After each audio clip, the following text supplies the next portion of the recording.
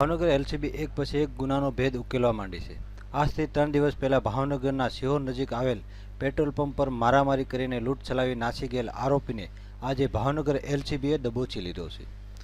ગઈ તારીખ 7/5/2014ના રોજ ગાંગડી પાસે આવેલ દીપક બોરીસા એન્ડ કંપનીના પેટ્રોલ પંપમાં મારામારી કરી અને ₹40,000ની લૂંટ કર્યા અંગેની ફરિયાદ નોંધાવા પામી હતી।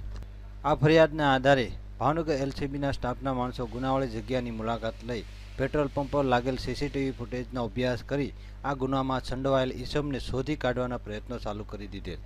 જ્યારે પોલીસને ખાનગી રાહે બાતમી મળેલ કે આ ઈસમ કરદેશ ગામનો જિગ્નેશ આહિર નામનો શખ્સ હોવાનું જાણવા મળે પોલીસે આ જિગ્નેશની ધરપકડ કરી એની પૂછપરછ કરતા જિગ્નેશ પોતે ભાંગી પડેલ અને પોતે આ ગુનો કર્યો હોવાનું કબૂલેલ।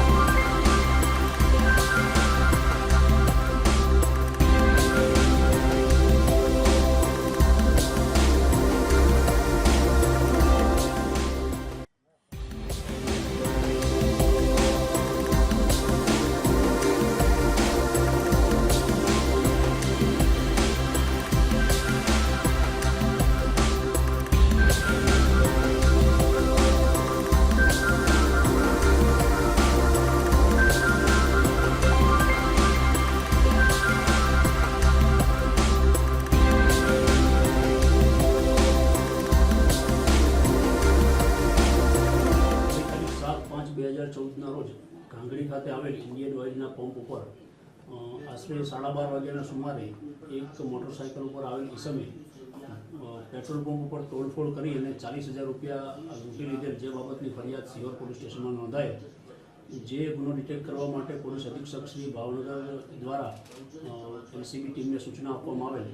જે આધારે આજરોજ સીસીટીવી ફૂટેજનો અભ્યાસ કરી આ ગુનાના કામે કરદેશ ગામનો આહિર ઈસમ સંડોવાયેલ હોવાની હકીકત મળેલ। જે આધારે કરદેશ ગામમાં જઈને તપાસ કરતા જિગ્નેશભાઈ આહિર નામનો ઈસમ મળી આવેલ, જેને પકડી અને એલસીબી ઓફિસ ખાતે લાવી અને એની પૂછપરછ કરતા પોતે આ ગુનામાં સંડોવાયેલ હોવાની કબૂલાત કરેલ છે અને સદરૂ ગુનો ડિટેક્ટ થયેલ છે।